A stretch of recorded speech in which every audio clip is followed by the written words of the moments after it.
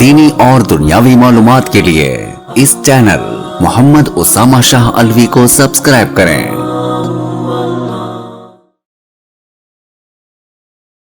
नहमदुहु व नुसल्ली व नुसल्लिमु अला रसूलिहिल करीम अम्मा बाद फ़अऊज़ु बिल्लाहि मिनश शैतानिर रजीम बिस्मिल्लाहिर रहमानिर रहीम इन्नमल मुअमिनूना इख्वतुन फ़अस्लिहू बैना अख़वैकुम अल आया सदक़ल्लाहुल अज़ीम औ कमा क़ाल अलैहिस सलातु वस्सलाम ला यदखुलुल जन्नता क़ातिउन। आज मैं आप हज़रात के सामने जिस गुनाह के ऊपर गुफ्तगू करना चाहता हूँ वो एक ऐसा गुनाह है कि जिसको माशरा गुनाह मानने पर तैयार ही नहीं है।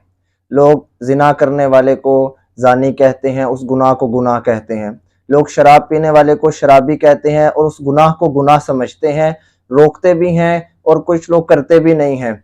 इसी तरह चुगलखोरी है, इसी तरह दूसरे गुनाह है जिसको गुनाह समझा जाता है, लेकिन ये एक ऐसा गुनाह है कि जो आजकल हमारे माशरे के अंदर बेतहाशा फैल चुका है, लेकिन ना इसके ऊपर काबू है और ना ही इसको मस्जिद के मिंबरों से महराबों से इतना ज़्यादा बयान किया जाता है कि लोग इससे डरें।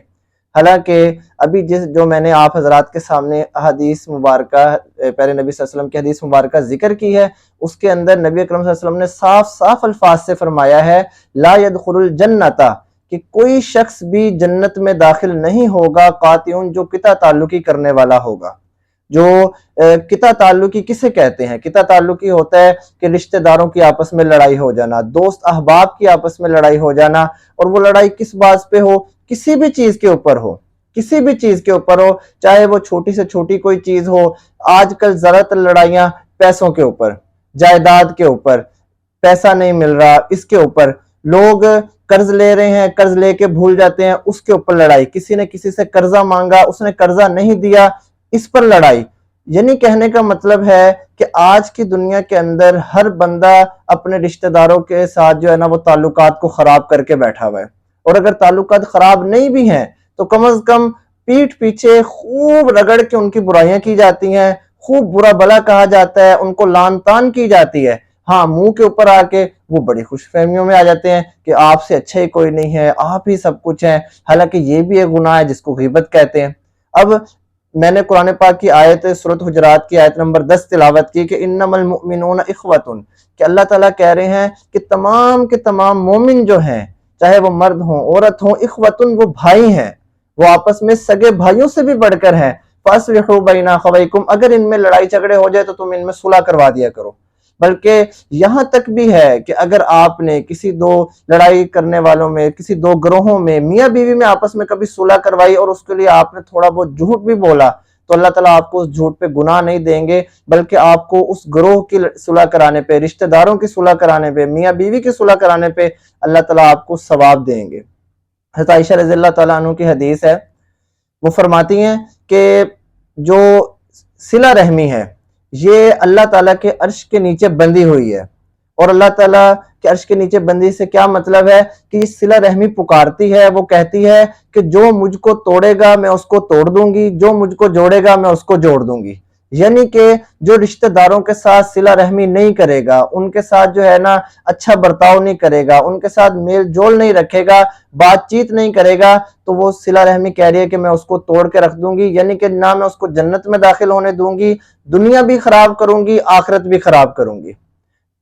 अब कोई आदमी अगर किसी शख्स से नाराज हो जाता है, किसी का दोस्त नाराज है, किसी का भाई नाराज है, या फिर किसी के जो है ना वो रिश्तेदार आपस में नाराज हैं, तो इस्लाम उनकी सुलह के लिए क्या तरीका बताता है? इस्लाम ये कहता है कि अगर दो दोस्त, दो भाई, दो बहनें आपस में नाराज हैं तो आपने उनके पास जाना है और उनको सलाम करना है। पहले तो मैं आपको ये बात बता दूं कि 3 दिन से ज्यादा किसी से बोलचाल बंद करना, सलाम दुआ बंद करना, इस्लाम ने इसको नाजायज और हराम करार दिया है। अगर 3 दिन से ज्यादा का वक्त गुजर गया और उन्होंने नहीं बोला तो वो दोनों शख्स गुनाहगार होंगे। अच्छा, अगर एक शख्स चला जाता है और जाके उसको कहता है कि उससे सलाम ले लिया, उससे बातचीत की, अगर तो दूसरे शख्स ने जो उससे नाराज है उसने उसके सलाम का जवाब भी दिया और उससे बातचीत कर ली, तो फिर तो अल्लाह ताला कहते हैं कि मैं दोनों को अजर दूंगा। और अगर उस शख्स ने उसको जवाब भी नहीं दिया, उससे बातचीत भी नहीं की, तो अल्लाह ताला कहते हैं सलाम करने वाले को तो अजर मिलेगा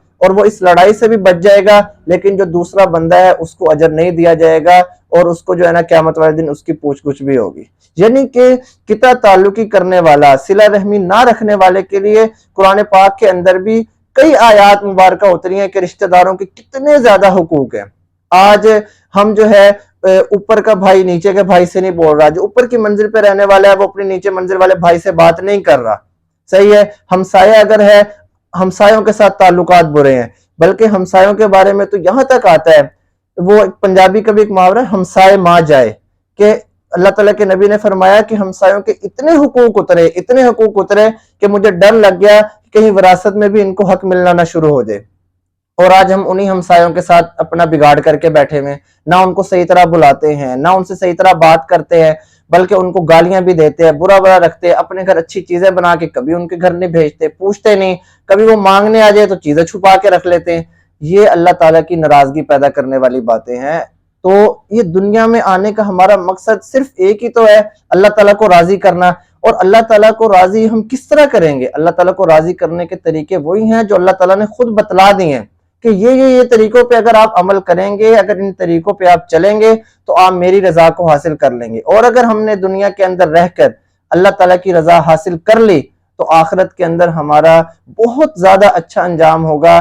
جو چیز شیطان نے ہمارے باپ آدم سے چھینی تھی، جو وراثت ہماری چھینی تھی، وہ ہمیں قیامت والے دن اللہ تعالیٰ واپس کر دیں گے۔